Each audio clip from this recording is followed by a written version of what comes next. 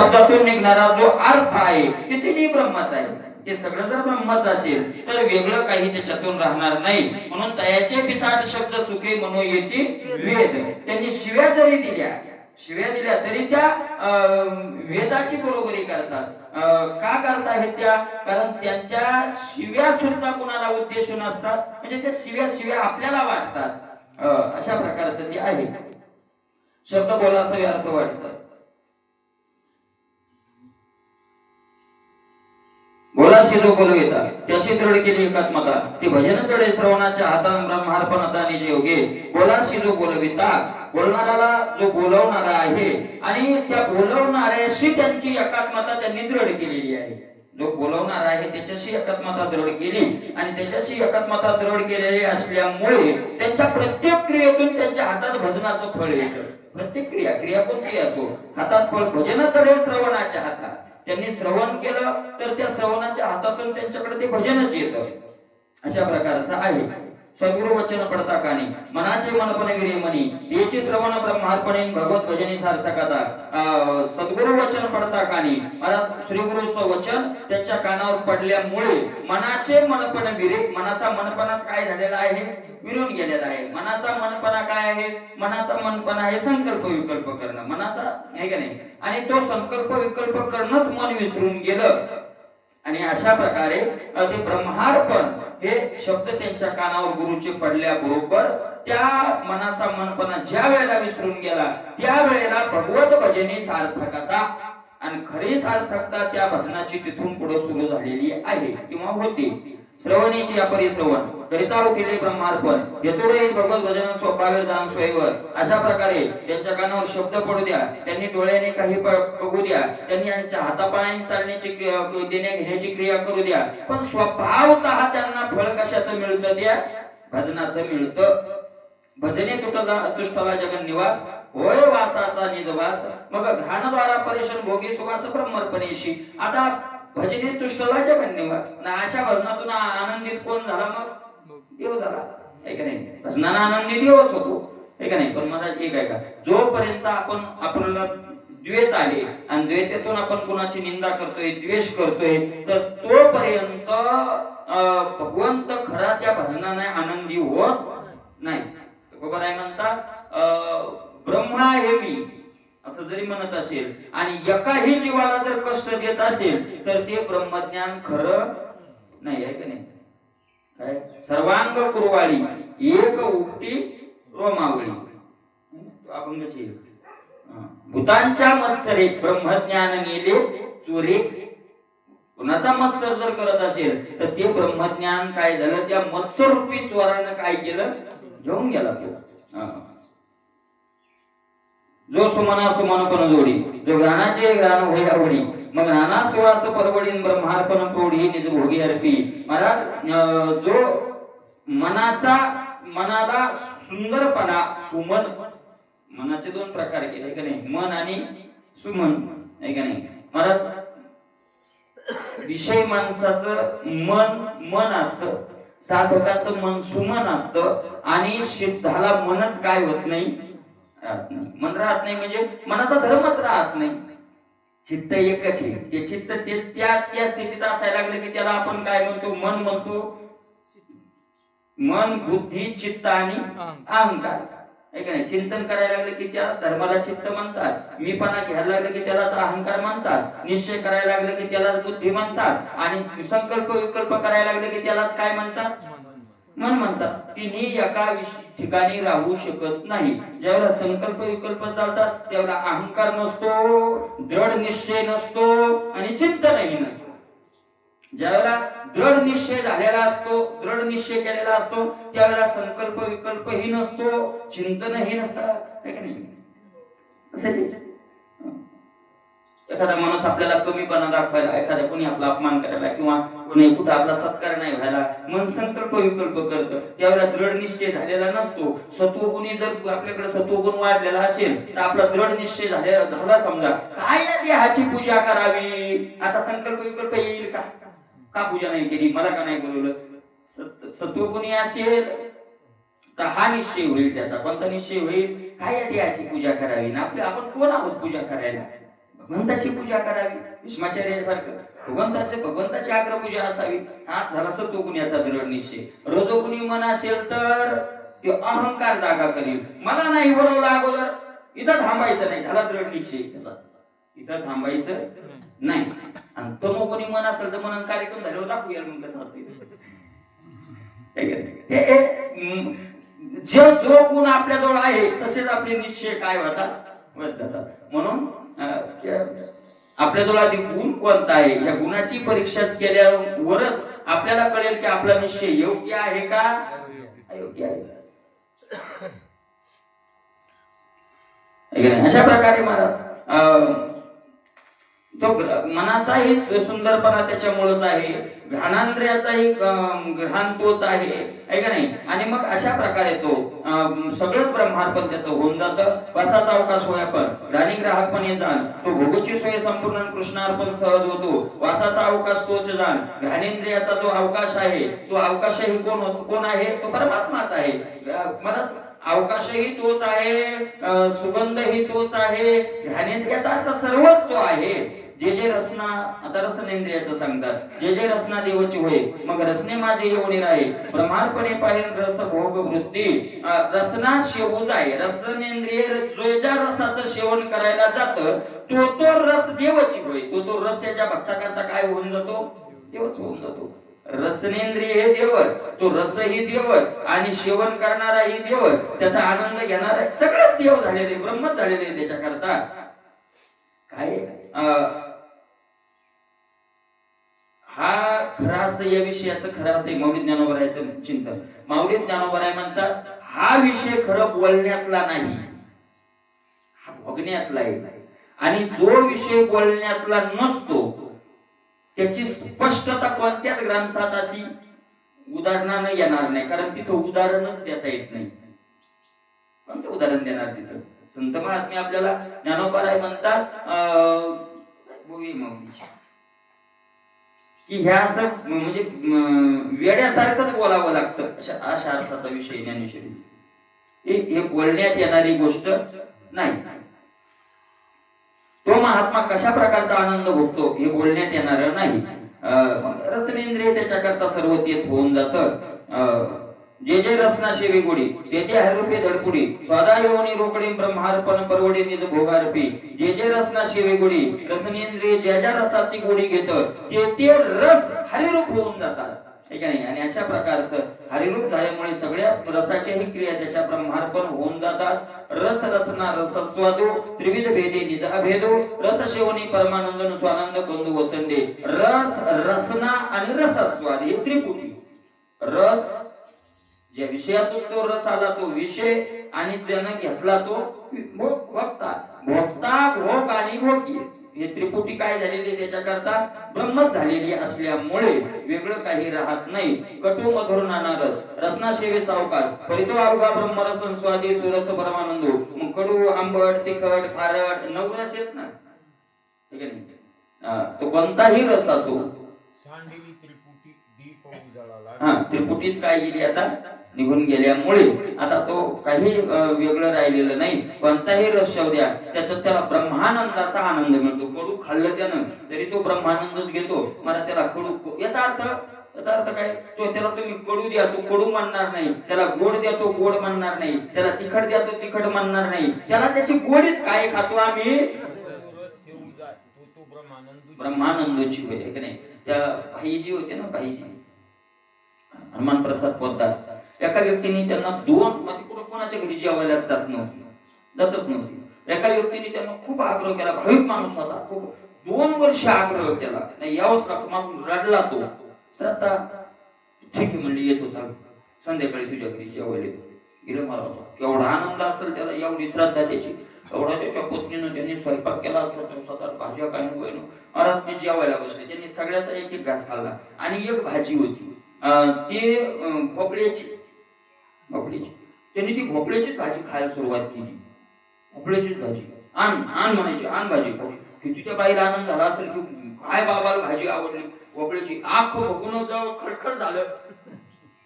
त्यावेळेस सोडलं, दुसरं काहीच नाही खाल्लं, ती भोपळ्याचीच भाजी. आणि हात धुतला आणि निघाले गेल्यावर ती बाई जेवायला बसली. तिने विचार केला की बाबांनी एवढी भोपळ्याची भाजी खाल्ली, थोडस बघून पुसून पाहावं की किती चव झाली. तिनं पुसून खाल्लं, नुसतं पोट पुसून खाल्लं तर कडू डबकून पडलं.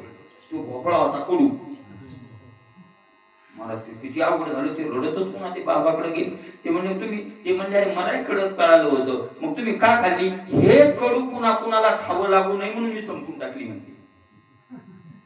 कारण रसनेंद्रियात रसच राहिला नाही. कोणताही रस येऊ द्या तो रस ब्रह्मरसच झाला. कोणताही रस येऊ द्या तो ब्रह्मरसच झाला, नाही का नाही?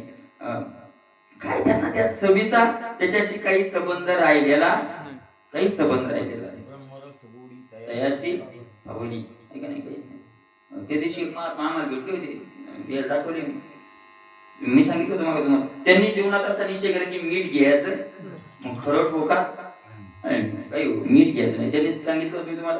त्यांच्या मेवणीने एकदा घरी सांगितलं, जेवण केलं, कोणत्याच अन्नात मीठ टाकायचं नाही. म्हणजे भज्यात नाही, भातात नाही, पोळीत नाही, कशात नाही, कशात नाही, मीठच मीठ राहील जेवण. यांनी दणका सुरू केला.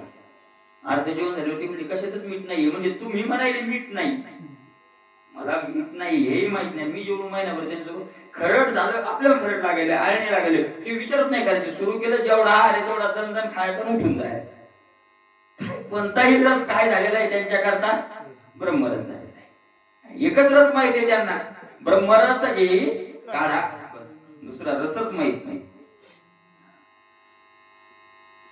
या परी रसी रचना वगैरे तरी कृष्णार्पणा.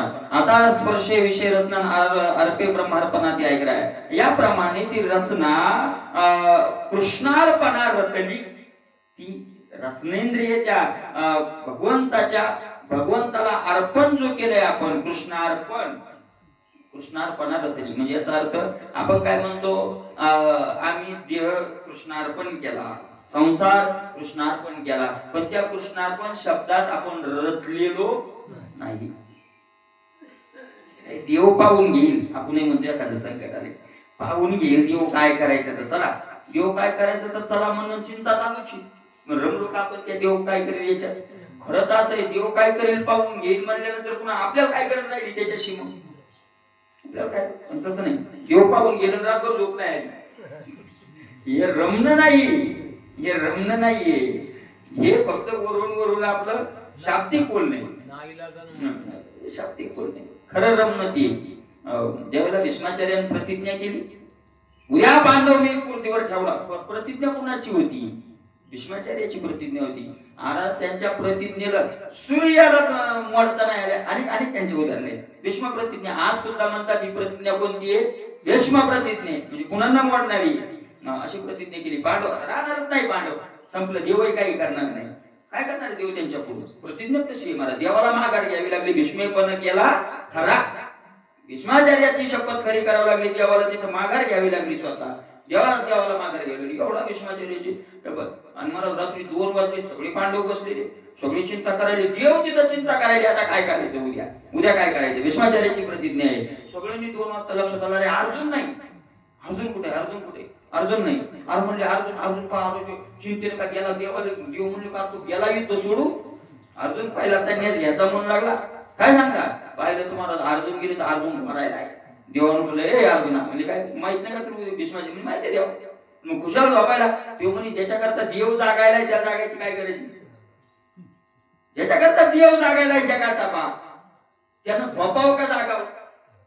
तू जागायला ना, मग मी कशाला जागो? हा झाला दृढ विश्वास, हा रमला. त्या ब्रह्मरेखीपण क्रियेत काय झाला? तो रमला. याला म्हणतात रमणं. पाहून गेलो काय करायचं, भगवंत पाहिजे रमणं झालं.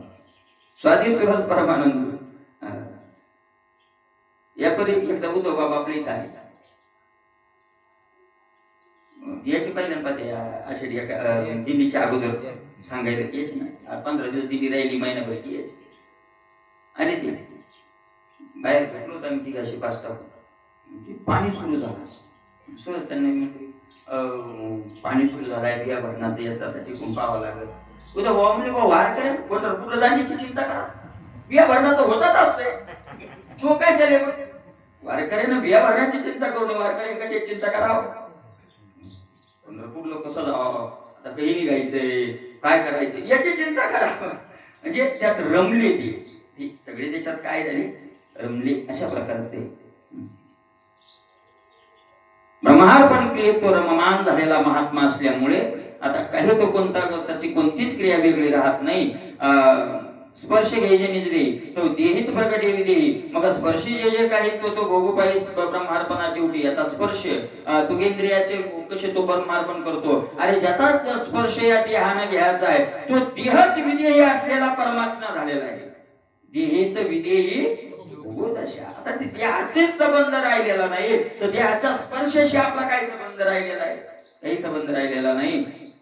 अशा प्रकारचं मौलिक ज्ञानोबराय म्हणतात, अशा प्रकारचा जो विषयाचं सेवन करतो त्याला विषयाच्या सेवनाचं पाप पुण्य लागत नाही.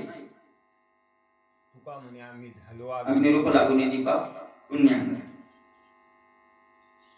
विषयाच्या सेवनाचा त्याला काही संबंध राहत नाही. मग त्यानं किती विषय सेवन केले. स्पर्शे तो स्पर्शावया नादळे तुझे तेथे एकपणाचे निव्याजे कृष्णार्पण उजे प्रकट होय. स्पर्श करायला ज्याला तो सुगेंद्रिय जात त्यात जे स्पर्श करणारा आणि ज्याला स्पर्श करायचा आहे ते दोन दोनच राहत नाही. काय त्यांना संबंध येतो? दोन दोन न राहिल्यावर काही संबंध येत नाही. ते तर जो जो घ्यायचे पदार्थ तो जो पदार्थ होय समर्थो तेनेची भजने परमार्थो निज स्वार्थो निज भक्ता. आपण ज्या ग्रंथाचं चिंतन करतो, ज्या ग्रंथाचं पारायण करतो त्या ग्रंथाची आपल्यावर कृपा कधी झाली समजायचं. ग्रंथ कृपा लागते. ग्रंथ कृपा, शास्त्र कृपा, त्याला ग्रंथ कृपाच म्हटलंय. ऐका नाही, गुरु कृपा, शास्त्र कृपा, ईश कृपा, आत्मकृपा या सगळ्या कृपा लागतात. जर त्यात ग्रंथ कृपा कधी झाली, वेळेवर आठवलं, ज्या टायमाला जे पाहिजे तिथं ते आठवलं की समजा त्या ग्रंथाची काय झाली? कृपा झाली. नाही तर तिकडं बघा गाथा पाठ आहे, ज्ञानेश्वरी पाठ आहे आणि येळवर ते नाही का होते आपण म्हणतो ना. याचा अर्थ ग्रंथ कृपा, मला कृपा होत नसते. पुन्हा ऐका, कृपा होत नसते, कृपा संपादन करून घ्यावी लागते. माणसं काय म्हणते त्याच्यावर काय देवाची कृपा आहे. अरे कृपा कोणावर? सगळ्यावरच कृपा आहे देवाची. त्याची कृपा कोणावर नाही. कृपा काय करावी लागते?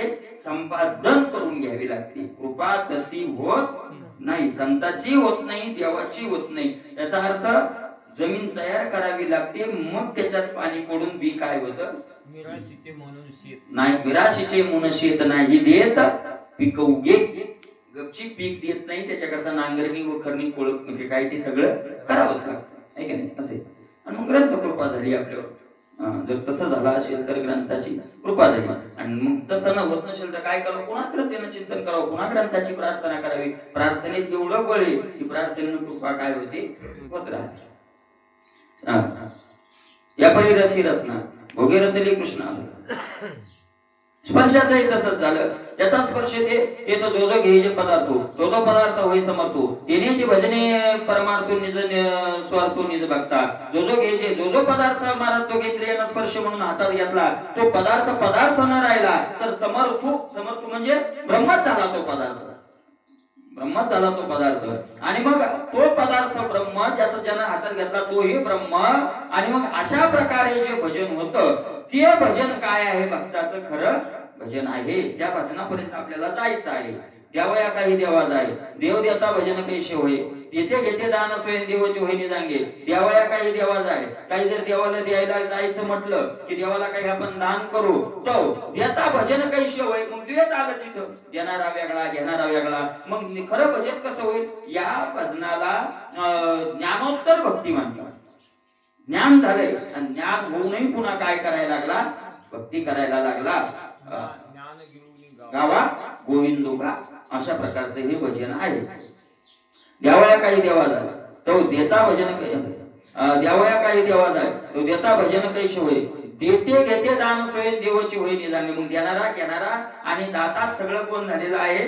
देवच झालेला आहे. जेवते चालवे पाये तो तो मार्गोची देव होय. मग पावला पावले पाये निज भजन होय ब्रह्मार्पणेशी. तो चालण्याची क्रिया करतो. जिथं जिथं पाय टाकायला लागला तर तिथं त्या त्या ठिकाणी काय होत जातो? त्याच्याकरता देवच होत जातो. पृथ्वी देवच आहे, चालणाराही देवच आहे. अशा प्रकारचं ते आहे. चरणा निज गती तोच निजांगी क्षितीची क्षिती चालता तैशी ऐकतील सहज ब्रह्मस्थिती निजकर्मी अर्पी. चरणा निज गती. मला चरण पाऊल पाऊल पडायला लागला. त्याचा पृथ्वीवर पाय पडत नाही तर कुठं पाय पडतोय? ब्रह्माच्या ठिकाणी पाय पडतोय. तुम्ही म्हणाल ब्रह्मावर कसा पाय द्यावा? मग तर पाय देणारा ही ब्रह्म आणि पायही ब्रह्मच. चालता पाऊल जिथं पडी तिथं अपवर्गाची खाणी उघडे अशा प्रकारचं त्याचं होतं. मग बोल बोलविल्या वदनी भेटी, बोलणे लाजे त्याच्या दृष्टी, ते लाज गळवणी बोलणे उठून निज भजन पुष्टी ब्रह्मार्पणेशी. महाराज वर्णन करतायत की तो महात्मा ज्ञानेंद्रियापैकी श्रोत्रेंद्रिय आणि श्रोत्रेंद्रियाचा शब्द विषय मागे सांगितला, ऐकण्याचा श्रवण आलं माग. आता कर्मेंद्रियापैकी जे वागेंद्रिय, त्या वागेंद्रियाचा शब्द विषय तो इथे सांगताय की महाराज बोल बोलतिया वदनी भेटी, बोल ज्याच्या वचनातून तो बोल निघाला, बोलविणारा आणि महाराज बोलणारा, बोल आणि बोलविणारा यांच्या त्रिपुटीची भेट त्यांच्या वचनात झालेली असते अशा प्रकारचं. आणि मग खरं नाथ महाराज म्हणतात ते लाज गिळून बोलणे उठी. महाराज त्या त्रिपुटीला पाहून ते शब्द बोलायचेच लाजतात, उद्वेतच राहिले नाही. आता काय बोलणार आहे, कोणाला बोलणार आहे, काय बोलणार आहे, ऐका नाही. आणि महाराज ती लाज गिळून मग बोलणं प्रगट होत. आणि ते कशा करता होत महाराज? संत जे बोलतात आपली ज्ञानोबराई म्हणतात बोलतच नाही, आणि बोलले तर फक्त जगाच्या कल्याणाकरता त्यांच्या मुखातून काय येतात? शब्द येतात, बाकी त्यांना कोणताही संबंध नाही.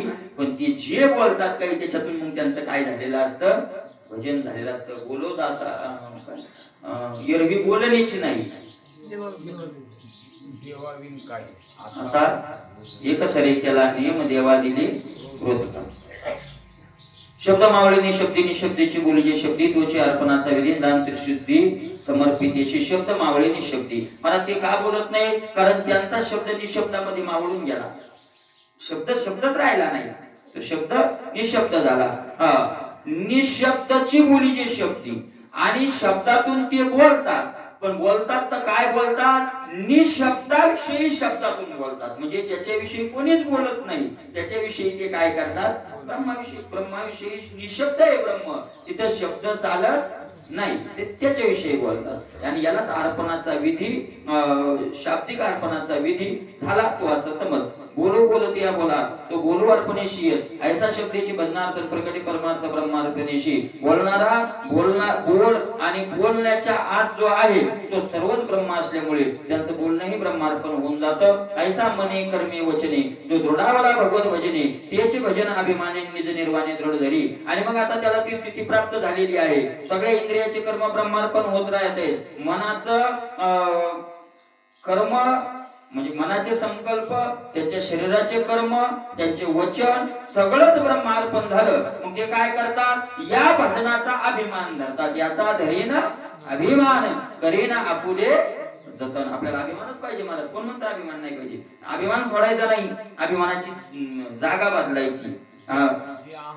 वात अंगी आम्ही हरीचे भुशवावया, हरीचे भुशवावे लागे. आम्ही अहंकार वाहत, आम्ही ज्याचे दान त्याचा पंढरी वाचतो, हा देवाचा हे देव काय, हे अभिमानाचे आहे का नाही? महाराज अभिमान नाही धरलं चालणार नाही. अभिमान नाही, अभिमानाचे अभिमान आहे. पण आम्ही कोणाचे आहोत? अभिमान पाहिजे. आम्ही देवाचे आहोत.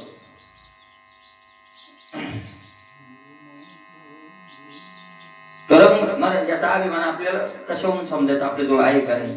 जर आपल्याला कोणाचीच भीती वाटत नसेल, एखादं संकट आल्यावर कुणापुढेच आपण हात पसरत नसू, अरे आमचा बाप आहे, आमचा बाप आहे असं जर वाटत असेल तर समजा मग आपल्याला त्याचा काय आपल्याला कोणाचा आपण पर्यंत भगवंत नेईल कधी नेईल ते नेईल, पण आपल्याला नाही. पण ती खरी स्थिती तशी, ती वेगळी स्थिती आहे महाराज. आपल्याला तर वाटतं वारकांना रुपये दाढीची आपले घेऊन नाही कापून आपण भोगता येत. काय मागावे कवनाशी जो मागतो आम्हाला वाटत नाही, थोडं नाही म्हणजे मी त्यातलं चहा घेतो. दुसरी माणसं कोण घेत आहे? महाराजाचे पैसे घेत असते कारण की महाराजाला एकदा दोनदा तीनदा घडे महाराजाला सवय लागून जाते. खरंच मग आपले पैसे घ्यावा का?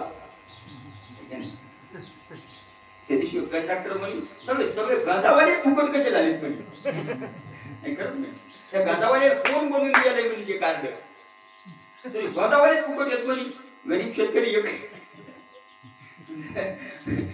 गाधावाले सुविधा आहे बिचारे.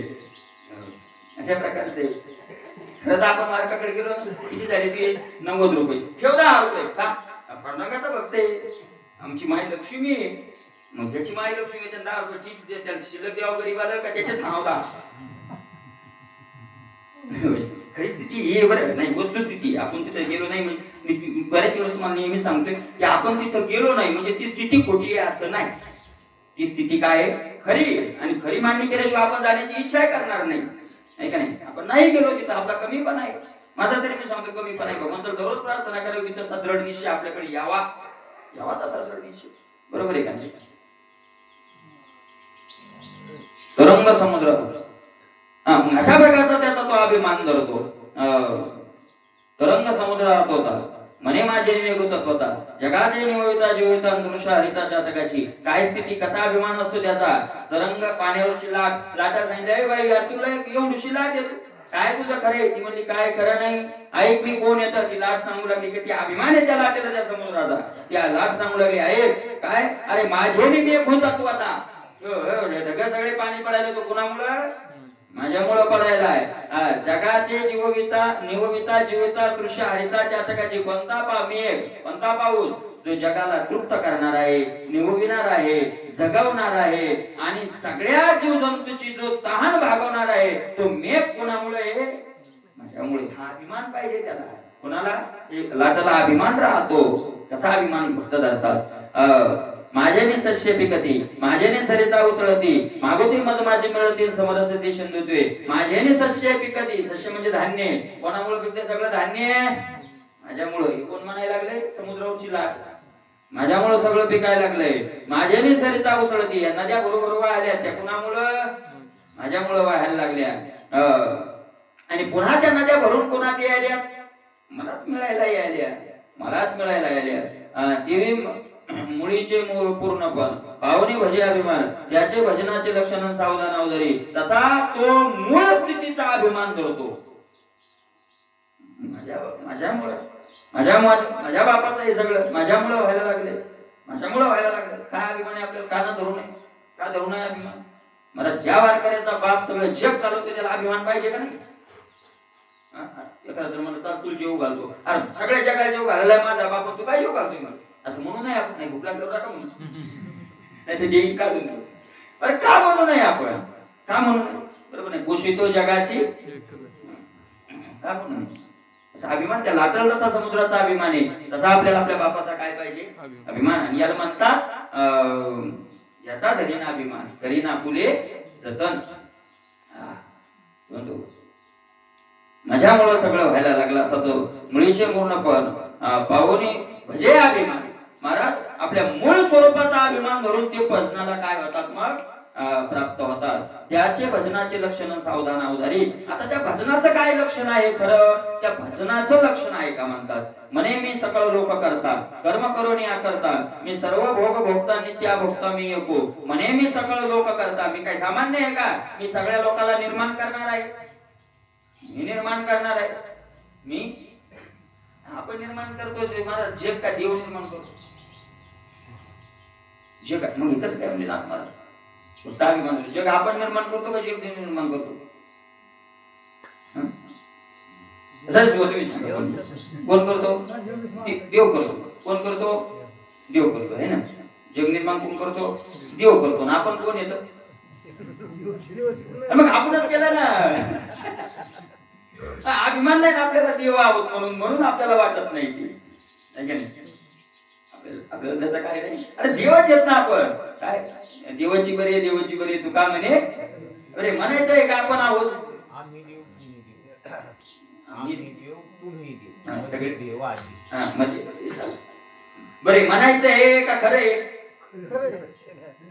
म्हणायचं आहे का खरे कपड्यात कापूस आहे यो कापूस कपडा कापून पळायचा का कपडाच कापूस म्हणायचा ही प्रस्तुत करायची भाषा. हे म्हणायचंय का असं हे म्हणायचंय का खरंच आहे हे खरंच आहे हे म्हणायचं नाही तर हे काय खरंच आहे. मी केलंय पूर्ण मी केलंय पूर्ण हे का नाही. म्हणे मी लोक सकल लोक करता कर्म करून या करता पुन्हा कर्म करून मी काय आहे करताय मला कोणत्याही कर्माचं बंधन नाही. मी सर्व भोग भोगता सर्व भोगाचा मी काय आहे भोगता आहे कारण मी ब्रह्म झाल्यावर मीच आहे ना भोगता आहे आणि सर्व भोग भोगून नित्य अभोगता भोग भोगूनही मी अभोगता आहे. ऐशे जेणे जाणी तरी तो सुख लागा म्हणे मी सकळ लोकी माझी सत्ता सकळे सकळांचा नियंता सकळा सकळ देव मी प्रकाशिता होय मी शास्त्रा सकळी कांता सकळ लोकी माझी सत्ता सगळ्या लोकांवर माझी सत्ता आहे सगळ्या लोकांचं नियमन करणारा मी आहे सगळ्यामध्ये प्रकाशमान जो तत्व आहे ते तत्व मी आहे आणि सगळ्यांचं शासन करणाराही मीच आहे. सकळा भूती मी एको मीची व्यापे व्यापको जनिता जनयिता जनको न होती अनेको जगद्रूप मी सकळा भूती मी एको सगळ्या भूतांमध्ये मीच आहे मीच सगळ्यात व्यापक जे तत्व आहे ते मीच आहे सगळ्याला जन्म देणारा जगवणारा जनक मीच आहे अशा प्रकारचा त्याचा तो अभिमान होतो आणि अनेक होऊनही काहीच होत नाही तो मीच आहे. मी देवाचा आधी देव देवी देवपणाचा माझाची भाऊ व्यया माझे मी आज अव्यय अक्षरी अक्षर भाऊ माझे अंगे देवाचा आधी देव सगळ्या देवाचा आधी देव असलेला कोण आहे तर मीच आहे. आणि अशी ज्याची स्थिती होती का सगळ्याचा आधी देव मी आहे मग सगळे देव त्यांची काय करतात लोटांगणाला येतात देव इच्छी रज मात देवी देवपणाचा देवाच्या ठिकाणी देवपणाचा जो भाव आहे तो भावही मीच आहे. व्यय म्हणजे नाश होणाऱ्यामध्ये जे अव्यय तत्व आहे अव्यय म्हणजे नाश न होणार ते तत्व हे कोण आहे मी आहे. अक्षर असलेल्या मध्ये क्षर पुरुष जो आहे तो क्षर पुरुषही कोण आहे क्षर पुरुष काय आणि अक्षर पुरुष काय याचं ज्ञानेश्वरी मध्ये चांगल्या प्रकारे माऊलीने वर्णन केलेलं आहे. ईश्वरी जे सत्ता येथे मी प्रकृती पुरुष माझी सामर्थ्यता भगवंतांचा तत्वता माझेने ईश्वरी जे सत्ता ज्या नांदते ईश्वरी सत्ता म्हणजे ती माझ्यामुळे समर्थ आहे अशा प्रकारचा तो मानतो. भगवंतामध्ये जो भगवंतपणा आहे तो माझ्यामुळे आहे. मी आपरूपी आपू मी प्रकृती पुरुषाचा बापू सृष्टी रचनेचा संकल्प निर्विकल्प पै माझा मी आपरूपी आपू मला पाण्याचं हे पाणी कोण आहे मी आहे. हे ब्रह्मस्थितीचं वर्णन या देवाचाही देव मी म्हणजे देवाचाही देव कोण आहे ब्रह्म आहे. तिथून आहे का नाही मी प्रकृती पुरुषाचा बापू प्रकृती आणि पुरुष यांचा बाप मी आहे कारण प्रकृती आणि पुरुषाला तिथून त्यांच्या संकल्पातून निर्माण झालं. सृष्टी रचनेचा संकल्प करता ही मीच आहे आणि पुन्हा संकल्प करूनही निर्विकल्प आहे पण त्या संकल्पचं बंधन मला नाही. मी आधीची अनादी आधी मी समाधीची निज समाधी निज शुद्धीशी माझी निशुद्धी या परित्रिशुद्धी अभिमानार्पण मी आधी सगळ्यांचा आधी जो आहे त्याचा आधीही मी आहे. समाधीची आहे त्या समाधीची मूळ समाधी मी आहे. शुद्धीची शुद्धी माझ्यामुळे आहे. अशा प्रकारचा त्याचा अभिमान काय झालेला असतो दृढ झालेला असतो. मी अजन्मान जन्मनी जन्मे मी आकर्ताना करोनी कर्म करी कर्मे माझे योग्य पुरुषोत्तमेन पाहिजे महिमे उत्तमत्वाचे मी अजन्म आहे. अजन्म असून सुद्धा पुन्हा जन्म घेतो हे का नाही मी अजन्म आहे पण पुन्हा जन्म घेतो. मी अकर्म आहे पण कर्म करतो. माझ्या योगानं सगळं हे घडतं. सत्शब्दे माझे अंग चित शब्दे मीची चांग न होण्याआधी नाही भागन आनंद निर्व्यंग तोची मी. महाराज सत्शब्दाने माझ्या संघाचा बोध होतो. चित शब्दाने तर मी स्पष्टच होतो. सत चित आनंद हे तिन्ही धर्म हे वेगळे न होता महाराज निर्व्यंग असा जो आनंद आहे तो आनंद ही कोण होतो मीच होतो. अशा प्रकारचं ते आहे. माझे सूर्य दृष्टी डोळत मग माझे चिदाकाशाचा अवकाश माझे अंगे जगत निवासांचा अवकाश नांदतो. सूर्याच्या ठिकाणी जो डोळसपणा आला तो माझ्यामुळं. आकाशाच्या ठिकाणी जी पोकळी निर्माण झाली ती माझ्यामुळं. या जगात जो जगाचा मालक निवास करतो तो कोणामुळं माझ्यामुळं. अशा प्रकारचा तो अजाजपणे मी आज निशेष निर्विजा मी वीज माझे सोयीनाचे आज आजपणे मी आज. आजाच्या ठिकाणी जो आजपणा आला तो आजपणाही माझ्यामुळे आला. आज म्हणजे बोकड आज म्हणजे न जन्मणारा शेळीच्या बोकडाला आज म्हणतात पण तो आज इथं नाही. आज म्हणजे न जन्मणाऱ्याच्या ठिकाणी न जन्मणाऱ्याचं जे सामर्थ्य आलं ते कोणामुळे आलं मूळ स्थितीला गेला बरं का. म्हणजे ईश्वर ज्याला आपण म्हणतो ते ईश्वराच्या पलीकडचं हे काय आहे वर्णन आहे.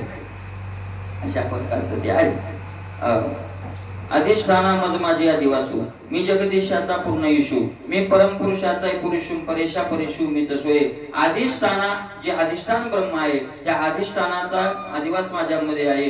जगाचा जगत ईश्वर निर्माता ईश म्हणजे नियमन करणाराही मीच आहे. मूळ पुरुषाचा पुरुषही मीच आहे. अशा प्रकारचा तो सगळा अभिमान धरतो. असंत माझेनी संत होय, अचित माझेनी चितत्वल आहे. निजानंदाशी पायन आनंद निर्वाही माझेनी, असंत माझेनी संत होय. असंत माझ्यामुळं काय होतं, संत होतं. असंत आणि संत, तर हे असंत आणि संत हे अर्थ इथं घ्यायचे नाही. कोणता संत म्हणजे आपण जे ग्रंथात घेतो, असंत म्हणजे नास्तिक आणि संत म्हणजे भगवंताच्या ठिकाणी रच झाला, ते असंत आणि संत इथं अर्थ घ्यायचे नाही. असंत म्हणजे नाशिवंत आणि संत म्हणजे अविनाशी.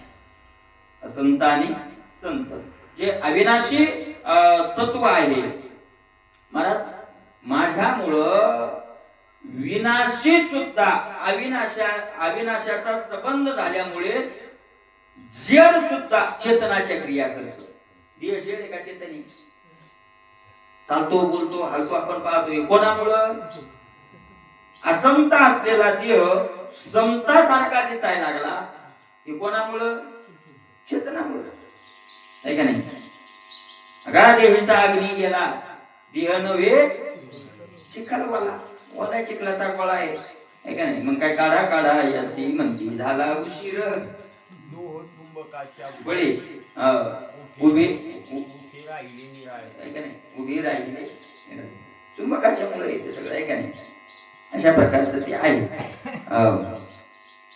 मी सकळ सिद्धीची निज सिद्धी, मी सर्वांग देतनी बुद्धीची बुद्धी, मोक्ष म्हणे तो ही उपाधी जाण प्रशुद्धी माझेनी. मी सगळ्या सिद्धीची मूळ सिद्धी आहे, मी सगळ्या बुद्धीची बुद्धी आहे. मोक्ष मोक्ष नावाची जी उपाधी आहे ना, ती मोक्ष उपाधी सुद्धा कोणामुळे आहे? माझ्यामुळं. मोक्ष नावाची जी उपाधी आहे, महाराज मोक्षाला सुद्धा नाथ महाराजांनी काय म्हटलंय? मोक्ष म्हणे तो ही उपाधी. तिला काय म्हटलंय? उपाधी. भक्तांनी मोक्षाला काय किंमत दिलेली नाही. तिथे तिथे मोक्षाला तुझ्या मोक्ष तुमचा देवा वगैरे अनेक प्रमाणे मोक्षाला किंमत दिलेली नाही. मुक्तीवरील भक्ती जा अखंड मुखी नारायण. आपण नाही म्हणायचं ना. मला त्याग कधी असतो माहितीये का? प्राप्तीपूर्वक त्याग असावा, नाही की नाही? म्हणजे अगोदर मिळवावं आणि मग काय असावा? त्याग असावा. त्या त्यागाला खरा त्याग म्हणतात. नाहीतर न प्राप्त होता जर आम्हाला लागत नाही म्हणणं, तो त्याग नाही, ते तोंड पूर्ण म्हणून द्राक्ष आंबट म्हणण्यासाठी मिळणं म्हणून बाबा, आहे का नाही? मुलगीची म्हणून आता नकोच करायला आपल्याला, ज्या लग्नात काय पडले संसारात म्हणणं हे त्याग नाही. मुलीची लाईन घरी लागणार संन्यास घ्यायचं म्हणून नाही हो. खरा काय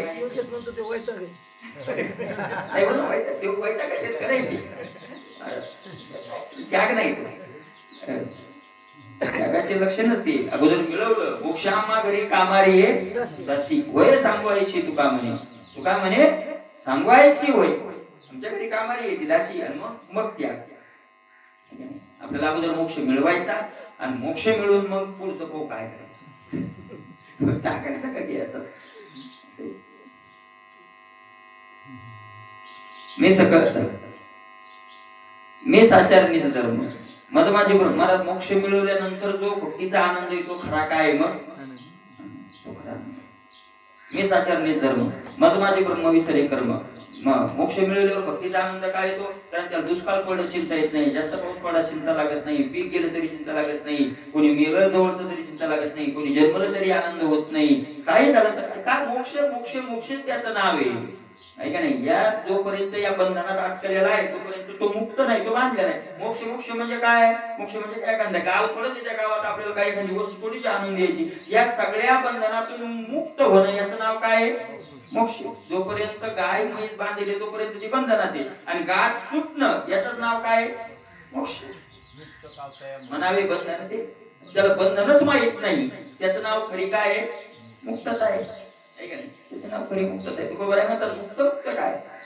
बंधनच नसणं याचं नाव काय? बंधनाचा तोडू असा देऊ आशा टाकून, आहे का नाही? बंधन तुटलं, मुक्तता झाली. महाराज मोक्ष मिळाला म्हणजे काय? त्याला शिंग फुटते का? मोक्ष मिळाला म्हणजे त्याला काय काही काही महात्मे महाराज मुक्त महात्मे काही काही नाही एका शब्दात मोक्ष मिळाला. आयुष्याच्या तिथून पुढे आयुष्य जगावंच लागतं. बरोबर आहे नाही? मरता येतं थोडं. बरं ब्रह्मज्ञान झाल्यावर माणूस मरतो का? ब्रह्मज्ञान झाल्या माणूस मेला असता तर ब्रह्मज्ञान रोग झाला असता. काय मेले हो? अटॅकने मेले. कशाने मेले? अमक्या रोगाने मेले. कशाने मेले? ब्रह्मज्ञान झालं. म्हणजे ब्रह्मज्ञान काय झाला असता? रोग झाला असता. ब्रह्मज्ञानानं मरत नसतो. ब्रह्मज्ञानानं काय होतात ते बंधनं तुटत असतात. आणि मग बंधनं तुटल्यावर तो जगावंच लागतं. आणि बाजार झाला तरी गाडी लागत तर तिथं राहावंच लागतं. काऊन बसलो काही घ्यायचं राहील का? ह्याचं काही येत नाही हो, पण गाडी नाही ना. ह्याचं काही राहिलं नाही आता तरी राहावं लागायचं. काय नाही? गाडी नाही. जेव्हा गाडी येईल तेव्हा तो तळतळीतच असतो. मला जेवढा बस स्टँडला जास्त गाडीची वाट पाहावी लागली तेवढा ते लवकर गाडीकडे पळवतो. बाजार करून बसलेले म्हणजे काय जीवनमुक्त महात्मा बाजार करून बसलेले. काही नाही राहिले आपलं. तसं नाही. गाडी होती 2.5 3 बाजार केला पळत पळत होऊ झाले. आणि ज्या बसला पाहुणे सांग पोळ्याचा बाजार तुमच्याकडे कसं काय पहिलं पहिलं काय आमच्याकडे काय असं तसं मग हे राहिले हिंगल राहिलं फिंगल राहिलं किंवा कसं तरी गाडीचा टाइम झाला. पळत पळत बस स्टँडवर गेला तर घेऊन बस स्टँड मध्ये पाहिलं चुकून गाडी बाहेर निघाली. बाहेर अरे साहेब किंवा मला येत काय करतो हवाले हे कळलं काय केलं? हो नाही तुमच्या पाया करतो दुसरी गाडी त्यामुळे बसली हो बसलो गाडी गाडी बसला लावली त्या डबल गेलेली गाडी निघली. हो साहेब माझ्या कामावर येसनीच राहिले. आता थांबतो कधी येसनी आपला असे तिकडे गाडी लागली तिकडे उभारण्याची तयारी चालली. माझ्या डोळ्यात लागता नातीचं लग्न झालं असतं. हे येसनी राहिले गाडी गाडीत बसल्यावर काय राहिल्या येसनी राहिल्या.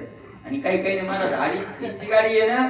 अरे 12 वाजेपासून काही 1 वाजेपासून गाडीची वाट पाहायची. बाजार करून थैली अशा प्रकारचे झाला सफळ आहे की नाही. अगोदर बाजार करून मग गाडीची वाट पाहत बसावी. आणि मग मिळालं तर इथं भेटू द्या पाहुणा भेटू द्या कुठं 4 गोष्टी होऊ द्या चहा प्यायला जाऊ द्या काही मिळालं. आता काय अडचण नाही. अगोदर बाजार करावा मग गप्पा हाणावे. आपण अगोदर गप्पा हाणालो मग काय करायचं? बाजार करायचं. मग तारुण्यात मोक्ष मिळवावा आणि मग पुढच्या उरलेल्या आयुष्यात संसार रूपी गप्पा हाणावे. आपण तर तारुण्यात संसार करतो मग नंतर काय करायच्या मागे लागतो? मोक्ष मिळवायच्या मागे लागतो. म्हणून अडचण येते आहे का? अशा प्रकारचं येते. महाराज मोक्ष उपाधी म्हटले चालतात नाही पण मिळवून म्हटलंय. या मिळवून म्हटलंय.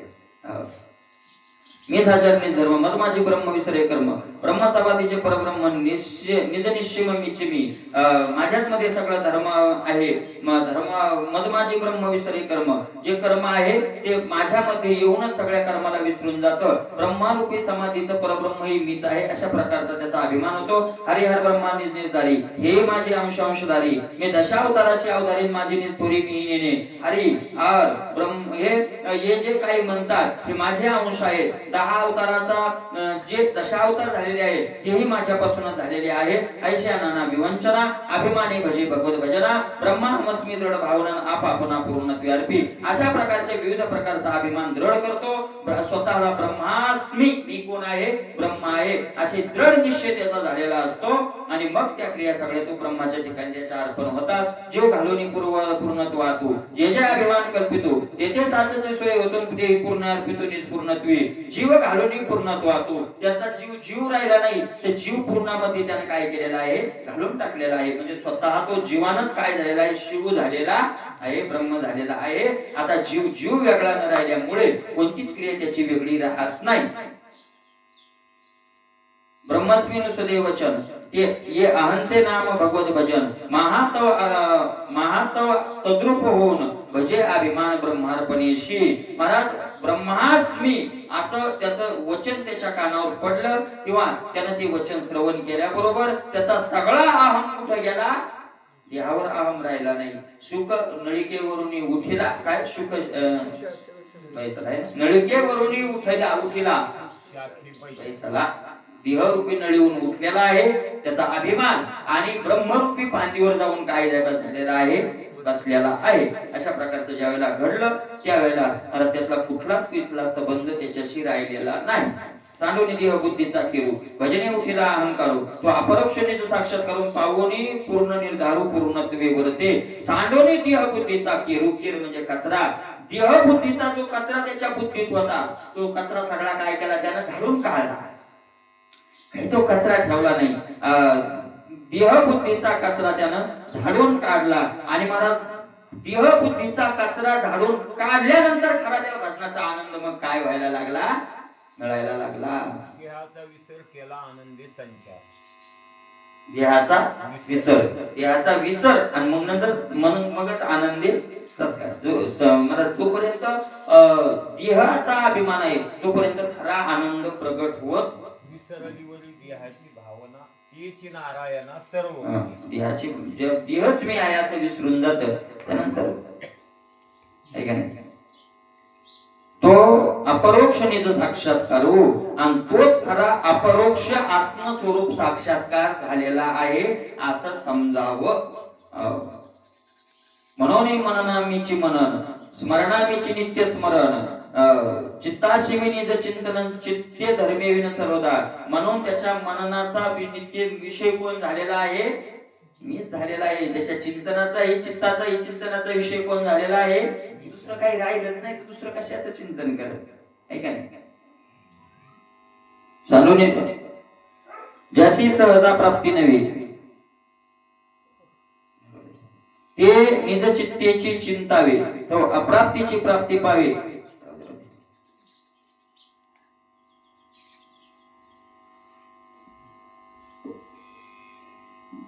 ज्याची सहज प्राप्ती होत नाही ते महाराज निज चिंतावे. ज्याची कोणाला सहज प्राप्ती होत नाही त्याचं चिंतन करत राहतो.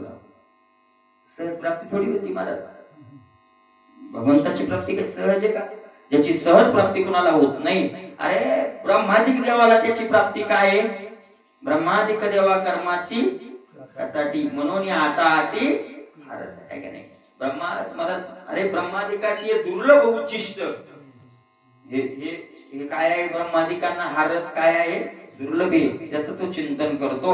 अशा प्रकारचं चित्तानं त्याचा अनुभव घेत राहतो. तेव्हा निश्चिंतीचे जे जे चिंती चित्त ते ते सोयीची होय समजत. अशा प्रकारे चित्त जे निश्चिंत होतं आणि निश्चिंत होऊन त्याचं चिंतन करायला लागतं आणि महाराज एक दिवस ते चित्तच त्याचं काय होऊन जातं, चैतन्य स्वरूप होऊन जातं. अशा प्रकारचे त्याचा तो भजनाचा प्रकार होतो.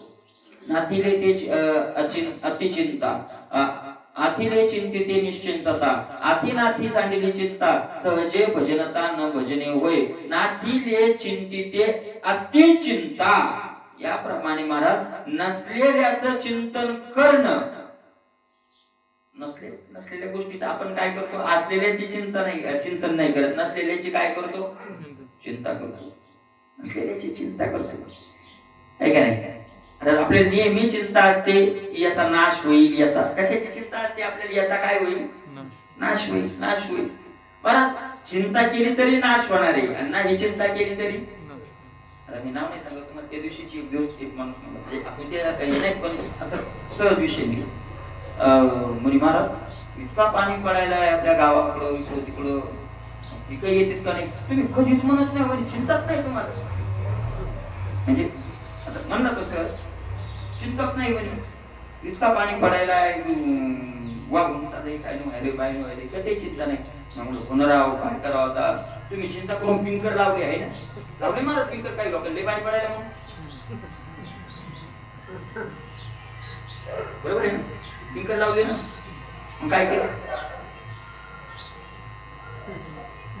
काय केलं, चिंता करूनच चिंता करणारा काय केले, काहीच नाही केलं, फक्त चिंता का शेड ठोकलं कचराच म्हणजे आपल्या रानावर पाऊस पडू नये, काय केलं. अरे ज्याचा नाश व्हायला ते व्हायला आहे, चिंता केली तरी व्हायला आहे, नाही केली विचार होणार ते काही तुका म्हणे काही वेळावली नाही का नाही. त्या तुकोबरायांनी याच्यात वर्णन केलं, इंद्रान पाऊस पाळला काय काय काय होत नाही आपल्या चिंतेने.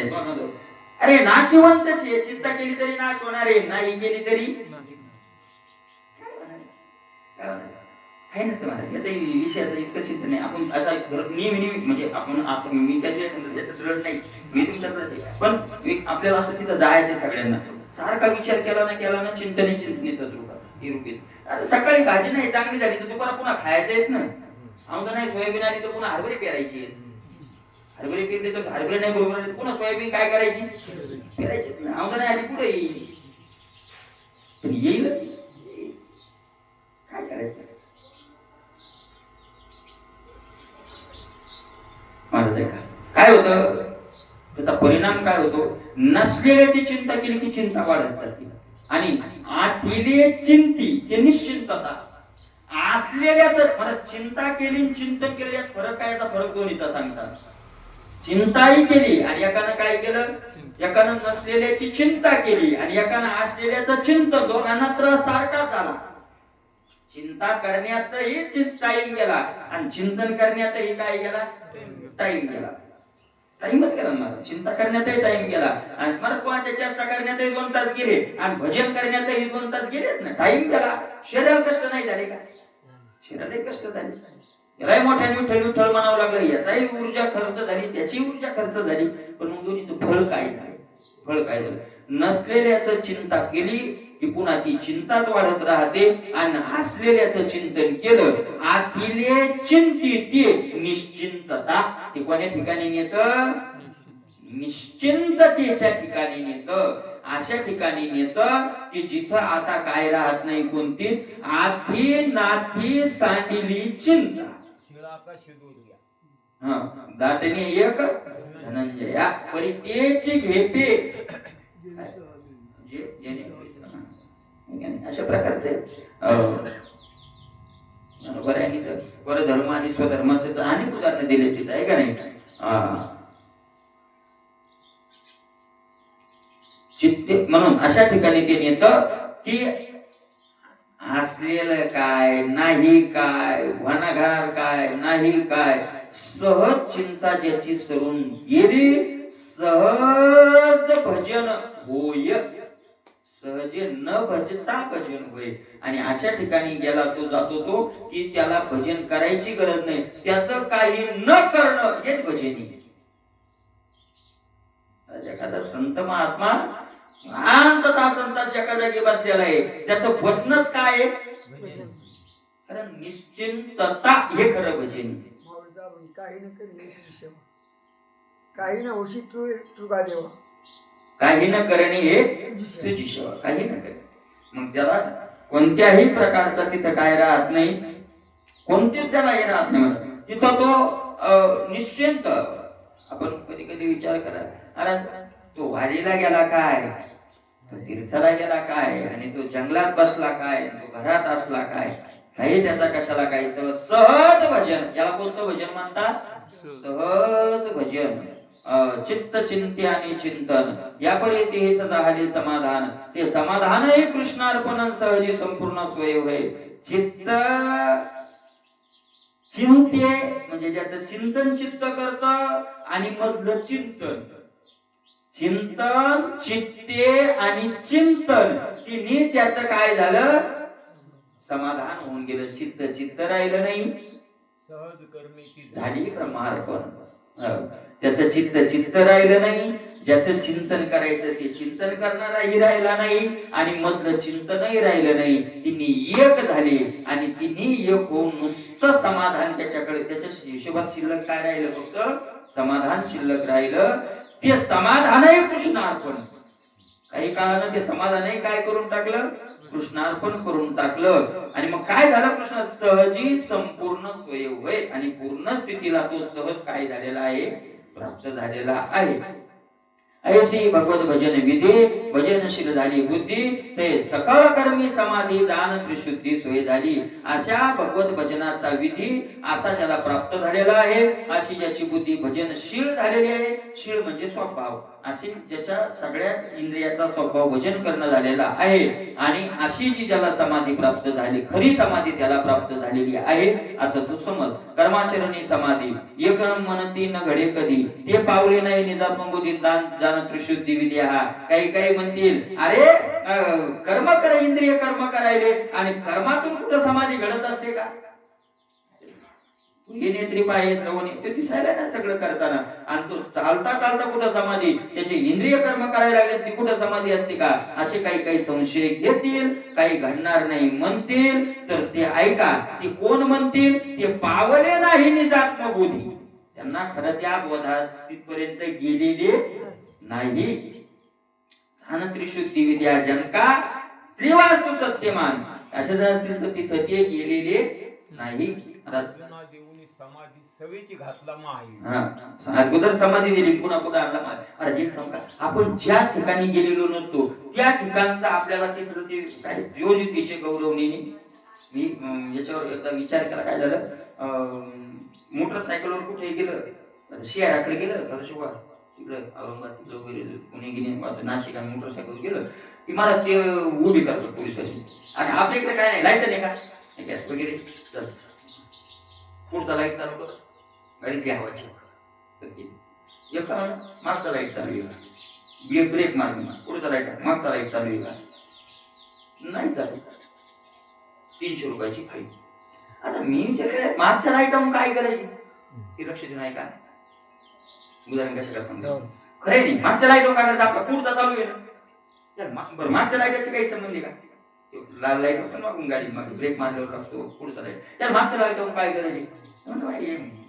मनात मनात खूप म्हणून ते शिव्या दिल्या मी त्याला, पावते ते तोंडावर खडे जाते याच्यात, पोलिसाला होतं ते.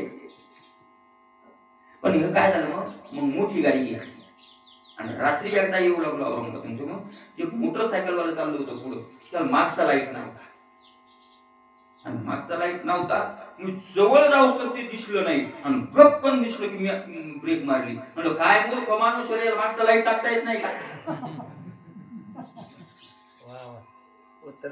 आणि गप्पन डोक्यात प्रकाश पडला, त्याचं चूक नव्हतं, चूक आपलं होतं. मागचा लाईट आपल्याला गरजेचा नाही, पण मागच्या येणाऱ्या तो काय रात्रीला, तर मागचा लाईट असला तर लांबून गाडी दिसते ना, आणि लाईटच नसल्यावर आपल्या त्या रेंज मध्ये व्यवस्थित दिसत नाही, ऍक्सिडेंट होतो. म्हणून मागचा लाईट मागच्या करता काय रात्रीला मोठ्या गाडीवाल्या करता गरजेचं आहे. पण हे कळालं कधी, ज्यावेळेस मोठ्या गाडीत बसल्यावर. तसं फक्त त्या स्थितीला गेलेली स्थिती आपल्याला कळेल कधी, इथून तर आपल्याला रागच येईल महाराज, राग येईल आपल्याला, खरं समजून राग येईल. यार काय करायचं आमच्या मागच्या लाईटवर, असा राग येईल. असं कुठं असतंय का, असं कुठं असतंय का, असं कुठं असतंय का, असा राग येईल. तोपर्यंत तिथपर्यंत आपण गेलो नाही, तेपर्यंत. आणि त्या ठिकाणी गेल्यावर मग राग येणार नाही, मग हसू येईल, अरे अरे अरे खरी स्थिती कोणती होती, हीच होती. मग तिथपर्यंत गेल्यावर कळत. म्हणून भक्ताचा महिमा म्हणून महाराज म्हणतात 100% त्याला तो आत्मबोध झालेलाच नाही, तोच काय म्हणेल असं कुठं घडत असतं का? मग ताटस्थ नाव समाधी म्हणे त्याची ठकली होती, ते समाधी नव्हे त्रिशुद्धीन जाणावी नुसती मूर्छा. आता नाथ महाराजांचं कळस करून टाकलं. मग कोणती समाधी आहे? ताटस्था. ही खरी काय आहे समाधी असं म्हणतील ना, चालता बोलता समाधी होत असते का? चालता बोलता अरे ध्यान लावून बसणं खरी काय समाधी. नाथ महाराज म्हणतात ध्यान लावून बसणं याला जे समाधी म्हणतात ते फसले गेले. त्यांच्या बुद्धीने त्यांना काय केलं, फसवलं. अरे तसं बसून ती समाधी नाही, मग जाणावी नुसती मूर्छा आली. ती समाधी नाही, ती बेशुद्ध पडली नाही, ती खरी काय नाही समाधीच नाही. का समाधी नाही खरी, का मूर्छा मानले त्याचं पर्याय देतात. तातस्थापासून उठिला तर तो समाधीशी मुकला. जवळ बसलेला आहे तो समाधी, उठला की गेली समाधी त्याची. आता कुठं समाधी राहिली, समाधीशी मुकला. तेव्हा एकदेशी भावाला मंदही बोला न मानी सत्य. महाराज समाधीला तो मुक्तो म्हणून एकदेशी भावाला एकात्मतेनं सगळीकडे ज्याचा भाव दृढ झाला, हे मंद माणूस सत्य मानणार. मंद या बोला सत्य न मानिती सत्य. मंद म्हणजे कोणाला मंद म्हटले, आपल्यासारख्या आज्ञेने मंद नाही म्हटलं. जे समाधीत काय झालेले तर दृढ ज्ञान मिळवले, ज्ञान मिळवले, समाधी लावतात त्यांना म्हटले. अशा प्रकारचं ते समाधी आणि एकदेशी बोलता बोलणे गेला जशी सत्यमानी इथले शब्दविषयी शुद्ध स्वरूपाशी अनोळख समाधी आणि तीच खरी समाधी आहे. एकदेशी म्हणजे सगळीकडे ब्रह्म पाहणं ही चालता बोलता त्याची काय आहे समाधी आहे. अशा प्रकारचे शब्द सुद्धा त्या ठिकाणी त्या शब्द समाधीचं वर्णन करण्याकरता लाजतात. येथे प्राचीनाती समर्थ तो मूर्छा आणून करीत असत वांचुनी चालते बोलते समाधीचं जाणपण निश्चित वैशिष्ट्यादी मनात हे मूळ पहिल्यापासून निनाद महाराज म्हणतात आजच नाही प्राचीन काळापासून चाललेले आहे. अति समर्थ समाधीमध्ये जे अति श्रेष्ठ आहे ते मूर्छा आणतात आणि मूर्छा आणून एखाद्याला तटस्थ बसवतात समाधी लावून घेतात मूर्छा आणून. पण चालती बोलती समाधी चालते बोलते समाधीस्त कोण येतं वशिष्ठाधिक समाधीचे सुख सांडा वळवणी ऐसा या कीर्तनी ब्रह्मरस. वशिष्ठ अधिक वशिष्ठ ऋषी आहेत ज्यांच्या आधी ते चालते बोलते काय आहे समाधीस्थ महात्म्य आहे. समाधीस्थ महात्म्य आहेत. पायपादी वर्ष नारदू विनोदन मोळे समाधी बोधू याज्ञवल्क्याचा समाधी संबंधून ऋषी प्रसिद्ध परीक्षा केली. बघा नारद सगळ्या जगाच्या भांडणं लावतात तरी समाधी मोडू दे विनोदे चेष्टा करतात पण समाधीत मोडू देत नाही. याज्ञवल्क्याचा बघा ऐका नाही याज्ञवल्क्याचा काय समाधीशी संबंध आहे. ऋषी प्रसिद्ध परीक्षा केली. महान महान ऋषींनी याज्ञवल्क्याची काय घेतली परीक्षा घेतली. शुक याज्ञवल्की दत्त कपिल मुनी हरीशी जाणून हरी हरी जाणून म्हणजे सगळा हरी आहे असं जाणून मग काय झाले ते झाले अशा परिषद. स्वरूप कोणी मूर्छित झाला तो आपणही आपण तरला स्वय तरुणी जन्म धरला तो वधू क्रमेला शुकमा देवी. अरे आपल्या मूळ स्वरूपाला जाणून स्वरूप देव कोणी मूर्छित झाला मनात ज्यानं मूळ स्वरूपाला जाणलं पेशेल आणि समाधी लावली आणि मूर्छित झाला म्हणजे समाधी म्हणतच नाहीत महाराज त्याला मूर्छित झाला. काय फायदा झाला त्याचा आपणही आपण तरला स्वतः स्वतः तरुण गेला. अरे पण या भक्तांनी काय केलं स्वय तरुणी जन उद्धरीला स्वतः तरले आणि पुन्हा जगाचा काय केला उद्धार केला. ते ज्ञान प्रकाशित केलं कोण शुक वामदेवी शुकाचार्य वामदेव वगैरे अशा महात्म्यांनी ते केलं असं म्हणताय. त्याच्या पुढे वर्णन उद्या कुंडली करू दे विठ्ठल